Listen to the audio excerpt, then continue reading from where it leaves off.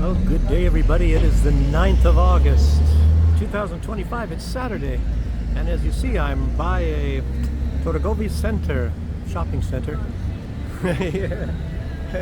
called Momo.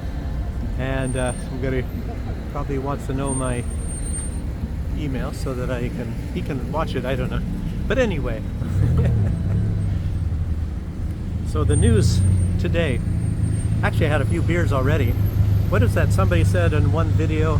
Well, somebody added something to that, I guess, in one video. I was doing shorts, by the way. I wanted to mention that. I did some shorts, and some of these shorts were getting like hundreds of views every single day, and then apparently YouTube just stopped it. They stopped it completely because one of them, I think, had like 4,700 views in 1 week. And then they stopped, so I don't know. I don't get any more views on that. The other ones are all at least over 1,000, 1,700, and all that sort of thing. And yeah, like I said, a couple hundred every day. And I guess YouTube didn't like that. And talking about like cancellations or, you know, shenanigans, I guess you would call it, by YouTube. There is also a reporter. She is Ukrainian, and she fell foul of Zelensky, obviously, very, you know, attractive girl, Diane Panchenko, and she had a YouTube channel. I wasn't even sure she had one, to be honest with you. But anyway, they canceled her for who knows what reason. I guess, you know, they don't like anti-Ukraine narratives, so that's one reason why maybe they stopped me too. And that's why I don't get really that much promotion, as you guys know. And it's, yeah, you have to be pro-Ukraine and all that. I don't know, maybe they give me a little bit of leeway if I say something anti-Trump. I have no idea. You know, they have all these leftist, woke, pro-Ukraine, pro-Nazi, by the way. They're pro-Nazi. If you're pro-Ukraine government, you are pro-Nazi, and there is no dispute about that. So Trump, you know, you can kind of wonder about Trump.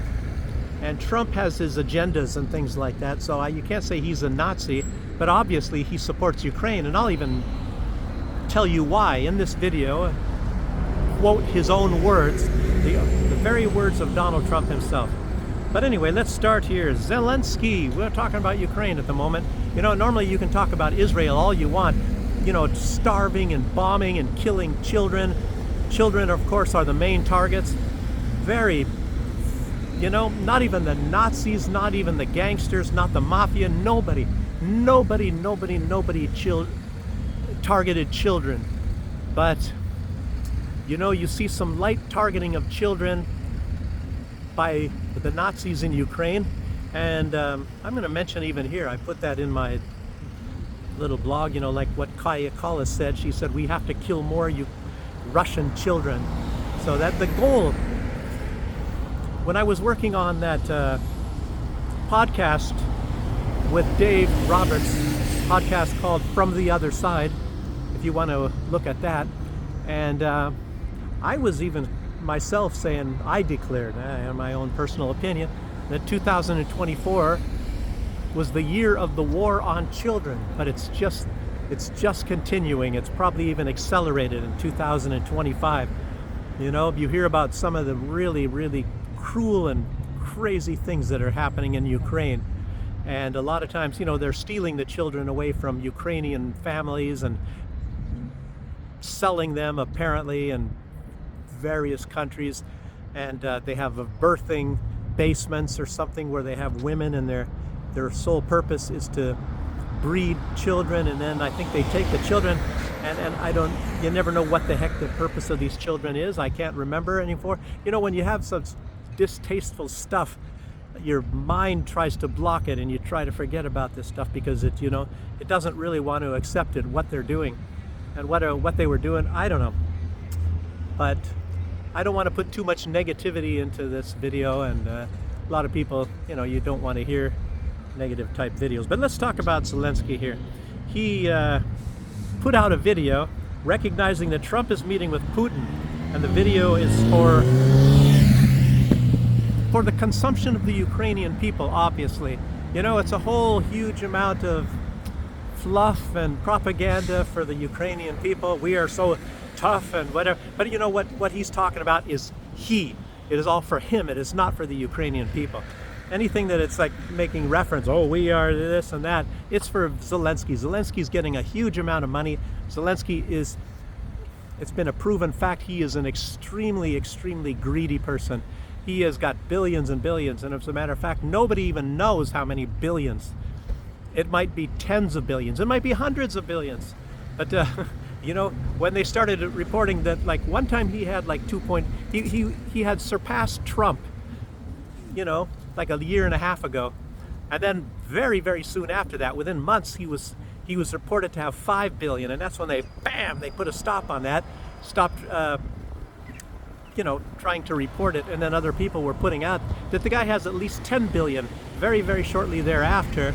And some people put him up to be richer than Elon Musk at the moment because of all of these billions and billions of dollars he's getting from not just the United States, but also from, like, say, Australia and the EU and who knows who else. So why is there so many people coming by here? A steady stream. They're all paced out. They're like road marching. So anyway, it was for Ukrainians' consumption, and, you know, saying how evil Russia is. And of course, he left out the part that it was actually Ukraine that was attacking the ethnic Russians in Ukraine. So it's like, you know, like you had this big hoop-de-doo, Saddam Hussein is killing his own people. But nobody said that when Ukraine was killing their own people. They killed like 14,000. It was an ongoing process. And they were already known as being Nazis. I think some people called them the Ukrauts. Ukrauts meaning Ukrainian Nazis, actually. And they were very proud of it. And Zelensky, when he was elected to office, he was questioning, well, why do you want to kill Russians and all that? And now he's full for it. And he said the only thing, well, I don't know, I'll put that later on, that he said what keeps him going. Somebody asked him, he said that his hatred of Russians. So I never really walked around this big shopping mall this much and seeing different entrances. So anyway, it's all about ethnic cleansing anyway. It's very much like what Israel is doing. So there's a lot of similarities. There's some things that aren't similar, but a lot of similarities. And of course, their backers is the United States, mainly, you know, flooding them with weapons and bombs, and they have a very big interest in the killing of all of these people as well, you know, especially, of course, Donald Trump. He, you know, he's very, well, it's not like that he has a special interest in exterminating Russians and Ukrainians. He's got a big interest in exterminating the Palestinians, obviously, and they can look the other way. A lot of these people that have lots of money, you know, they never see the blood themselves. So, you know, it's very easy for them just to not notice the fact, you know, that tens of thousands are getting killed regularly.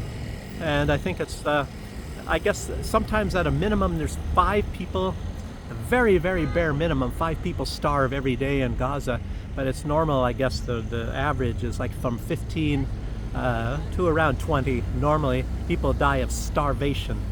I'm not talking about the bombs, and I can't remember how many children die every day with a combination of bombings and starvation. It's quite a bit higher, obviously. So, but let's keep going. Ethnic cleansing, I guess. When you think about the word genocide, you know, wiping out the entire genes, you know, that is a very, if you take it at its literal meaning, that's very, very, very rare. Adolf Hitler was not even doing that. It's absolutely impossible. So he was not even doing it, Adolf Hitler. And it's also really, to a certain extent, the real, to the letter genocide is not possible at any place on planet Earth, really. Because you cannot wipe out the entire genetic makeup of a people anywhere, because people are spread all over the world. So, but anyway, the closest you can ever get, the very, very closest you can ever get, is what Israel is doing to the Palestinians, because they really, really do want to wipe them out. They don't want them to have any right of return, anything. If they can wipe out all the Palestinians, they would love to do it. Israel were the first ones the pioneers of trying to create, if I'm allowed to say this on YouTube, they don't like this obviously, to create genetic weapons to wipe out, that will affect a certain ethnic group of people but not affect others. And Israel was the first one doing that. They were doing that, as far as I know, at least in the 1980s, maybe even as early as the 70s. I haven't heard about Israel doing that now, but of course the United States and Ukraine are very heavily into that. That's what a lot of these laboratories are all about. What Victoria Nuland, I don't know, I'll tell you what, I got in trouble and I got taken off of YouTube 2 or 3 times talking about this. But these laboratories, a lot of this is about trying to create these genetic weapons and to affect certain people but not affect others. And which way should I go? I guess I'll go straight because I'm looking at that girl there. And yeah, that's what is it? Rosemont Seneca. That's Joe Biden's firm.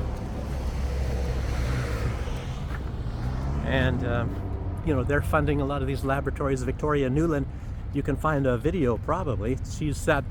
Got up right there in front of Congress, probably a joint section when she was like one of the deputy people in charge of the United States State Department, and one of the things she said is they're going to continue trying to kill Lukashenko, to enact regime change, kill the leader of this country that I live in, by the way, and and they tried to kill him and his entire family, at least one time since I've been here, and maybe one time right before I came here. And of course, they have ongoing plans for that. But she also said that they were operating 46, they'll just call them laboratories in Ukraine. And I think if I get a little bit more specific, I might get deleted, which I have been before. But anyway, the United States was operating 46 laboratories in Ukraine. And since Russia has taken over a lot of the part of the eastern side of Ukraine, imagine all those are pretty much gone. And the United States has moved a lot of them to some of their old favorite places where they have these laboratories, like in Africa. And it's kind of weird. They had one laboratory set up. We're talking a long time ago. And then magically, right near where this laboratory was set up, Ebola, all of a sudden, bam, this new disease called Ebola came about. Wow, that's incredible. And those damn Russians, they came up with the Ebola vaccine in the 1980s. I think it was 1986.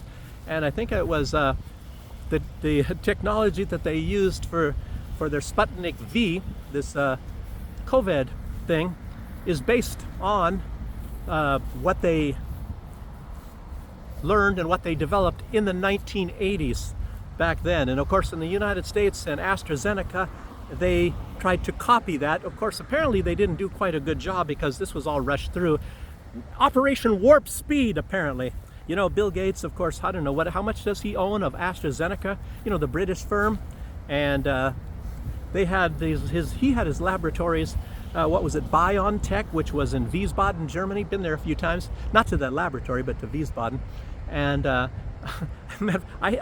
had a house in not Main Spessart, in a certain area of Germany, and he had a laboratory there. That was the one that Donald Trump was trying to buy. That was at the first time. They said they had some kind of a vaccine against COVID, and apparently they didn't, because you never heard anything about it. I'm trying to think of some of the towns right around there. I can remember the town. Werdau is where I had a house, and Falkenstein. But that's a part of Vogtland. That's Vogtland. In Vogtland, Germany, that's where they had first come out with that. And Donald Trump was he said, I'll pay you $1 million and all that sort of stuff. But anyway, I don't think it panned out. Anyway, that's going into another tangent, as I always do. But it's all interesting things, just to rehash a lot of this stuff. And maybe a lot of you watch these videos because it does rehash a lot of these events. I get on my mind, oh yeah, I remember this. And I start telling you about these things, and just to revive your memories to a large extent as well, and thinking about some of this stuff. It's actually relevant. It's relevant because they keep pulling a lot of the same crap on us all the time. You should go over this way, some factory. Why do they have so many factories? Why do they produce things in Belarus? It's terrible. They produce stuff here. Why do they work? damn, can't they be like other places where people are just sit around and drink on the beach and stuff? Anyway. Okay.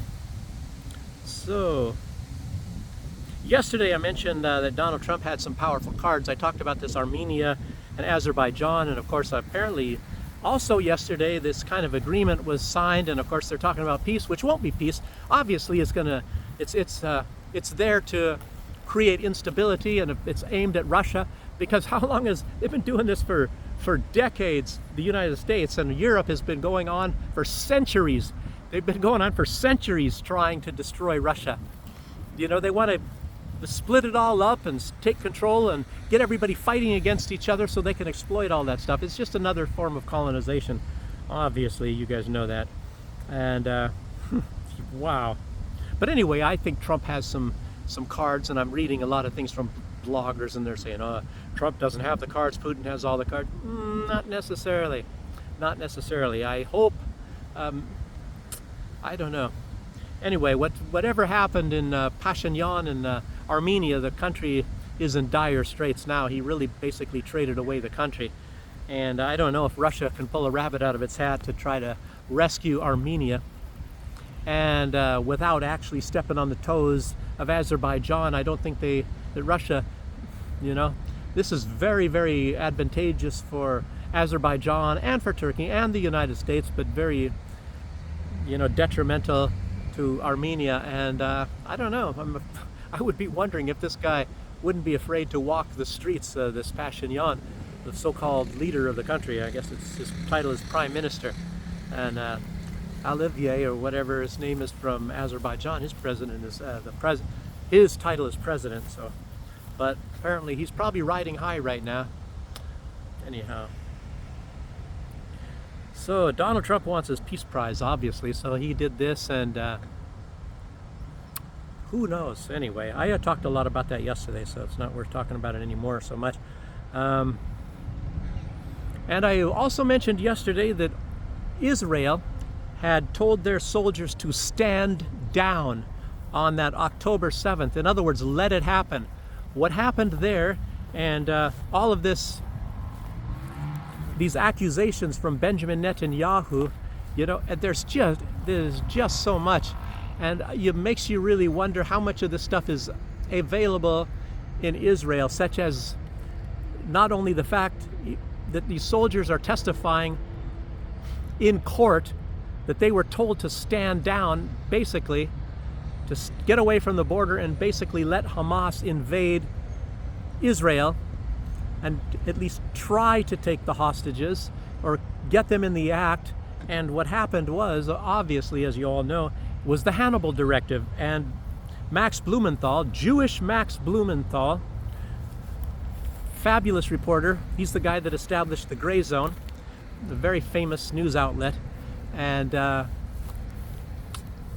he's more in favor of humanity and truth than he is of taking side. Oh, I'm Jewish, I have to do what all the Jews want me to do, or, you know. And he's, I don't know about Israel, I don't think he sides himself with Israel, but he is Jewish, and he wants to preserve whatever is good in Judaism. So that's one reason why I don't try to trash Judaism. It's obviously there are a lot of bad Jews, and they do some nasty things, but Max Blumenthal is not one of them. Max Blumenthal, a very exceptional person. There's quite a few, but anyhow, let's keep going. But anyway, he was talking about the Hannibal Directive, and he even had witnesses. And now it's against the law, and you pay big, heavy penalties and fines if you talk to reporters about what happened on that October 7th or what happened in your captivity by Hamas. It's a lot of money because that these Israelis will have to pay is because they were not treated poorly. And Netanyahu and his gang of Zionist Nazis are trying to paint a much different purpose or picture. And Max Blumenthal already pointed out, with a lot of witnesses, like I said, that they purposefully, the Israeli military, and that's why a lot of them are speaking out. Apparently, it makes you wonder if any of them are going to come out and say they were told to kill Israelis, you know, to prevent them from coming into the hands of Hamas. And that is what the Hannibal Directive was all about. To kill fellow Israelis, kill Jews. Jews killing Jews, apparently. Normally that's supposed to be, you know, taboo. And as they say, one Jewish fingernail is worth more than 10 lives of those that are not Jews. In other words, Christians and Muslims and all that sort of a thing. But I guess like a big sin if you kill a fellow Jew. So anyway, but makes you wonder if any of them are going to speak out or have spoken out about that. It's probably a lot of the testimony is blocked. I don't have any idea.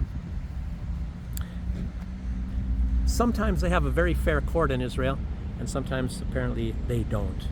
And some things they're probably not going to put out because it's too damaging, just like in the United States. And what else do we have here?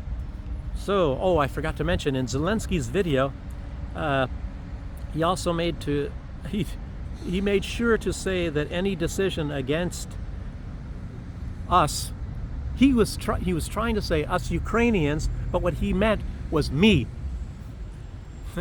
Any decision against me, Zelensky, and my Nazi buddies is a decision against peace. You know, obviously it's for peace. Putin wants peace. Putin sees the Ukrainian people as part of his people. The Belarusians, the Ukrainians, and the Russians are basically Eastern Slavs. And if Vladimir Putin wanted to kill a bunch of Ukrainians, he would be killing a bunch of Ukrainians, but he's not doing that. He's not doing that purposely. He wants to rescue this sort of a deal from the Nazis. This is all Nazi ideology, and Putin is trying to get rid of the Nazis in Ukraine. And the Nazis, they're, what's the word? Hell-bent. They're hell-bent on killing Russians. Russians are the new Jews. How many times have you heard that? So, and they're trying to get the entire world to want to kill Russians. Lindsey Graham, he, of course, as you all know, said that's the greatest thing. You know, and that's on video, that you're killing Russians. Kaya Kallas, how many of them? They want to kill Russians. The whole thing is to kill Russians. It's incredible. But these are nice people. These are nice people. These are very nice people. And you want to get the brutal and the evil Russians, you know. You know, like I always used to say, the Hate Russia Club, but it's you know, it's not just hate. It's hate Russia, hate Russia's culture, hate the Russian people, everything that's Russian. You know, if they could, they would wipe out everything that's Russian. And I'm not saying that Donald Trump is like that. Of course, he wants to defeat Russia. He wants to destroy Russia for the most part, along with a lot of these other people.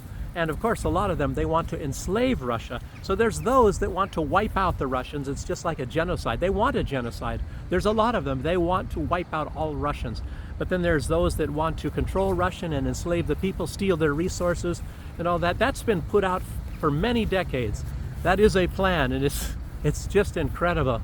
And you know, it's like, this sounds ridiculous, but it isn't. Because, you know, it keeps coming over and over and over again, and you ask yourself, well, why in the heck are they doing this to the Russians? Why don't they just leave well enough alone? Putin's not doing anything to them. You know, it's because they want to, you know, they have these two agendas, one or the other, and maybe both. You never know.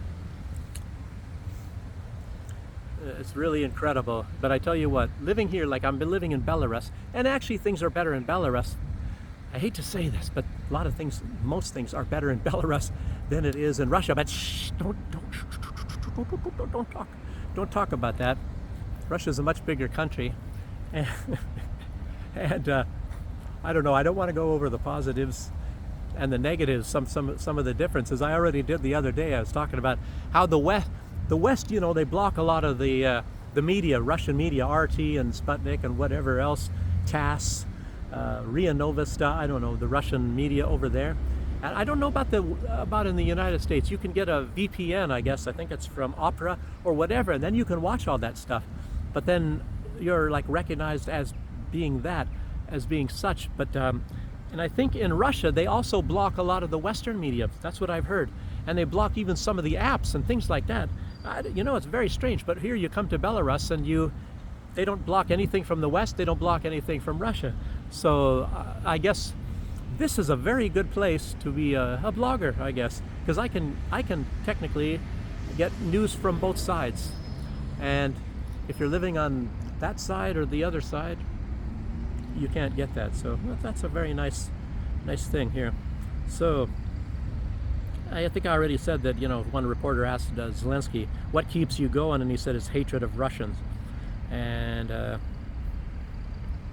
mentioned Kaya Kallas. Oh, I also reported that it was said that India, because of these sanctions, Donald Trump and his sanction frenzy, that India has said they are not going to continue on with their contract to buy F-35s. But that was put out by Reuters, trustworthy Reuters. Remember, we had the UPI, the API, and Reuters, that they were such trustworthy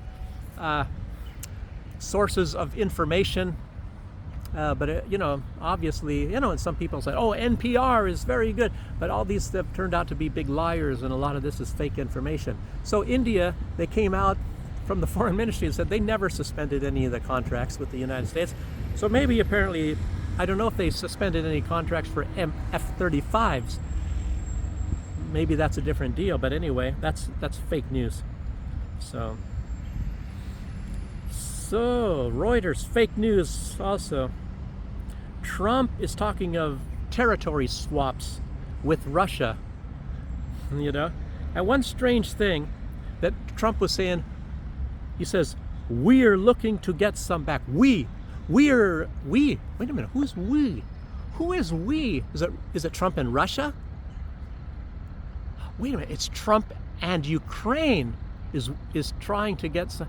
So in other words, Trump, when he said just not long ago that he is not on either side, when he says we are trying, nevertheless, Donald Trump is giving intelligence, satellite and otherwise, target acquisition, and also, of course, British is the most involved in that, but he's giving all this intelligence, and not to mention even Elon Musk, which is a private sector guy with Starlink, and then he's giving a lot of weapons to Ukraine, and he's arranging all of this sort of thing. He's still giving money. They're still paying the pensions of Ukrainian people, pensioners and stuff like that.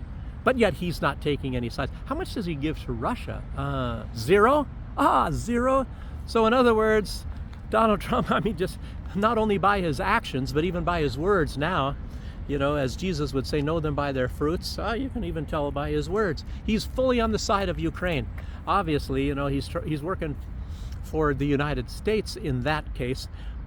If it was in the Middle East, he'd be working for Israel. As everybody, Steve Bannon, the person who maybe was very responsible for putting Trump into power the very first time, his campaign director, says that Donald Trump is an Israeli firster. And it's very obvious. Donald Trump is an Israeli firster. So Israel goes before the United States.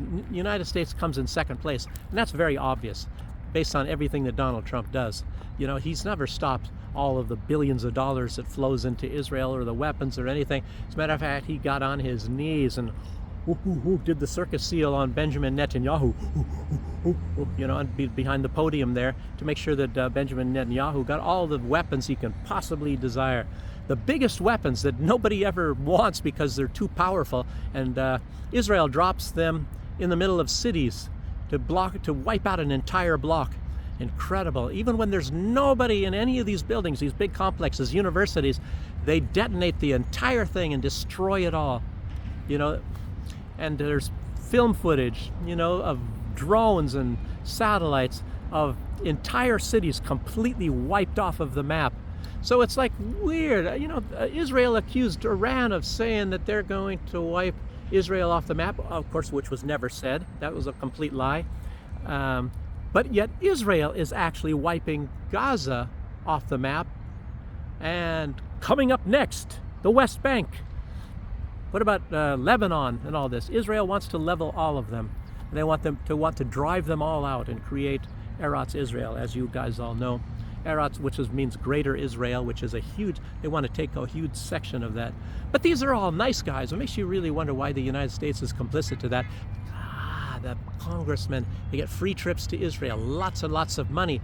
So the guaranteed $4 billion, which normally always turns out every single year to be at least $10 billion of the generous U.S. American taxpayers' money flows into Israel, but it's supposed to be a minimum of just 4, but it always turns out to be at least 10. I think, what was it in 2024? It was $17 billion to a population of, I don't know how many people. I mean, can you imagine if they passed that out to amongst all the Israelis? None of the Israelis would ever have to work. All the money that they could pass out to each and every single Israeli, even newborn babies, none of them would ever have to work again in their lifetime. That's the amount of money the United States sends to Israel every single year. But you know, most of it is turned into bombs and weapons and everything like that to go around and slaughtering tens and hundreds of thousands of people all over the entire region in order to, you know, maybe make them a much bigger country in sometime in the future. It's terrible. I can get on a rant like that. Anyway, I was talking about Zelensky and Donald Trump saying we're going to be getting some of the territory back, meaning obviously that Ukraine is a proxy military of the United States, and so what does that mean? In the long term, that means, that's going to be places where we can in the future send in more military, so we get some of this territory back, and then we're going to start putting a bunch of military on for our next round of trying to attack Russia, because now we have some people that are willing to get themselves slaughtered, to be used as cannon fodder, to be fighting against the Russians until we can get a strategic defeat and bring Russia to its knees, and we will become the masters of the universe. Because Russia attacks us. Russia attacked us. They attacked us, and then they attacked us. And well, I'll get back to you on that. They must have attacked us at some point in time because we're the good guys, and Napoleon and the Germans and Guderian and Adolf Hitler and we had to attack them. We had to because they didn't attack us first, but we had to do it, as you guys all know, because we're the good guys. It's just like all that evidence of Russian hacking in the elections. One day we'll show it to you when we create it at some point in time. It's incredible. Because they're bad guys, because they're Russian. Jeez. I don't know if they're gonna allow this video to be up on YouTube. Anyway, so there was a interview with Lukashenko yesterday, and in that video he said he has no plans to get his son to take over the government when he steps down at some point in time. And he even said that he plans on not running again. I don't know if he was not even planning on running this time either. I'm not even positive. But I tell you what, it's kind of a frightening situation. And it could be a very good thing that he does not run if he is somehow in charge to be kind of a midwife to make sure that you don't get some of these people that are willing puppets of the West to destroy this country, just like they did in the Baltic countries.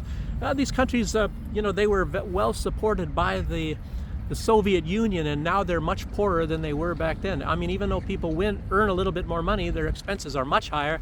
The country is much worse off.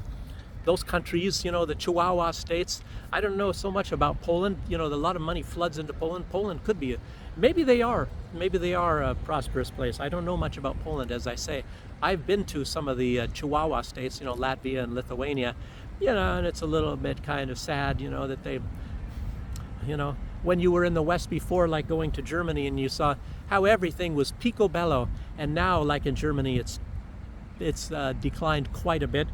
As just like, I don't know, not as much maybe as the United States, with drug addicts all over on the streets in certain areas. You have like city blocks where everybody's on drugs and zombie lands, and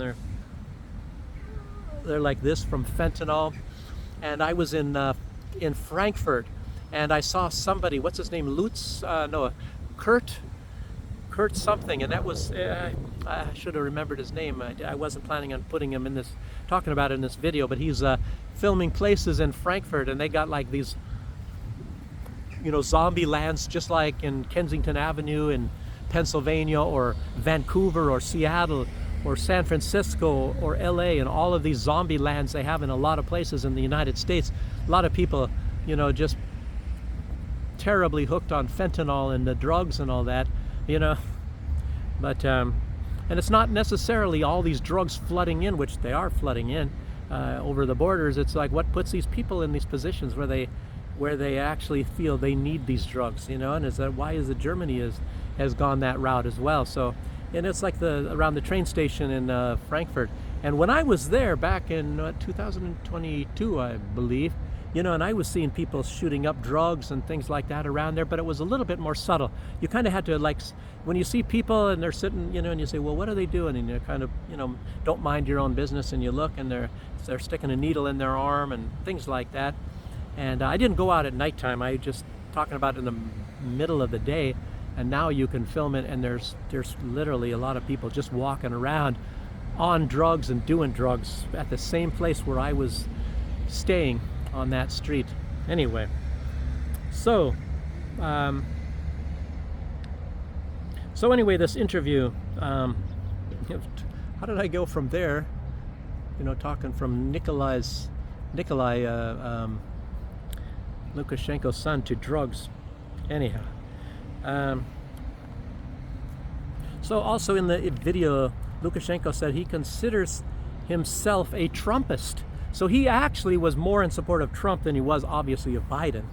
You know, so you know, if you were in favor of Biden, you would say, well, hey, that's how we can continue to keep on destroying the United States. Just say you're in favor of Biden. But he is actually, you know, I think Lukashenko, he kind of realizes that it's the opposite of Trump. Trump thinks if he can try to destroy other countries, that it makes the U.S. much better. And Lukashenko is like thinking he's out for the betterment of all of these countries. You know, do your best. You know, we can be friends. You know, that includes even Poland and all of that. But you know, they try to paint Lukashenko out to be much different than he really is. But he's definitely a strong man. I guess they call it. You know, Trump is a strong man. You know, it's like and they're both authoritarian. Lukashenko admits that he's authoritarian. He doesn't say super. In some ways, he's authoritarian. In some ways, he's not authoritarian at all. So, you know, you have to live here, I guess, to realize that. For example, you know, you make your own decisions. Me, you know, I make my own decisions here, and but I have to suffer the consequences of them. And that's like Lukashenko's, I guess, motto for the people here. But in the United States, they try to steer you. They try to tell you what to do. And, you know, there's a big difference. You know, both of them, like I said, Trump and Lukashenko are like strongmen, authoritarian types of people. But there's one huge, huge, huge difference. And in this interview, Lukashenko even mentioned it. He didn't say it, but he danced around it exactly what I said. The difference between Donald Trump and Lukashenko, as far as that is, that if you look up in the dictionary under the word stability, there's Lukashenko. There's a picture of Lukashenko there. And if you look in the dictionary under instability, the exact opposite, there's a picture of Donald Trump sitting there. So Donald Trump, like I've said in other videos, he likes to upset the apple cart. He likes to keep the entire world unstable. He likes to do everything. Instability, instability, instability.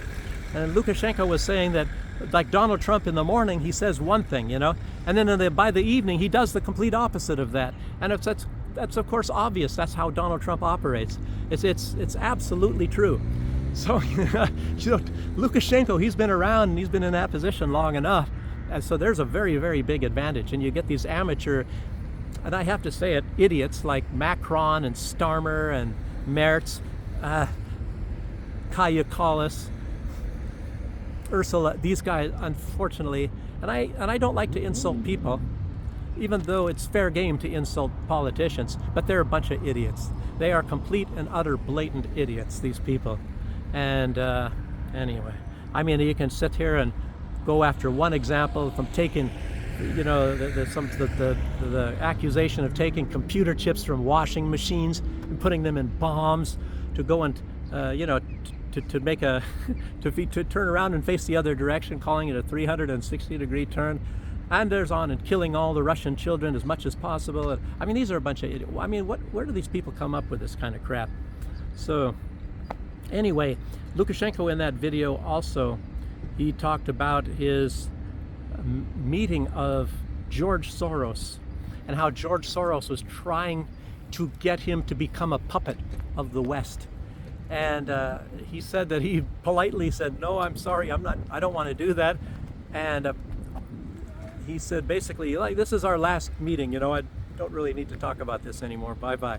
So anyway, that was it between George Soros and Lukashenko. And luckily, Belarus has not been a huge target of Soros as Ukraine. And he's having, to a large extent, a lot of success with Ukraine. That was definitely, beyond any shadow of doubt, it's very well known. That was a Soros project. And what's going on with the State Department? Oh boy, a lot of these people are so tangled up and twisted together and things like that. Really amazing stuff. Okay, and what I mentioned last time, I didn't say his name, I said, but he's a young, like, political analyst, Danny Haipong, and he was doing an interview with Rick Sanchez. Very, very, very well. This guy is very well thought. He knows really what's going on, this Danny Haipong. And he said that Gaza is a message to the world. I mean, he's given a warning that the U.S. and its ally Israel will unleash total destruction to get their way.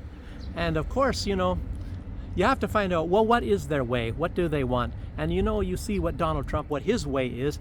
And it's not that Donald Trump has 100% say. There are those, the backers of Donald Trump, his supporters and his donors, and what do they want? And so many of them, the donors of Donald Trump, most of them were big pro-Israel people. So you're seeing Israel right now, and they're going to use this, and they're basically on top of the world. So you talk about, well, who is the most powerful master of the universe country in the world today? And you might think that it's the United States. But then when you ask yourself, well, who controls the United States? Oh, it's Israel.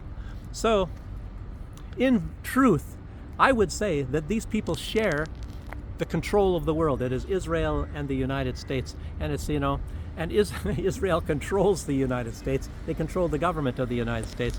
They control the presidency. They control the Congress. They control the Senate. They control even the, a lot of the district attorneys and the prosecutors and all of these people all throughout the legal system.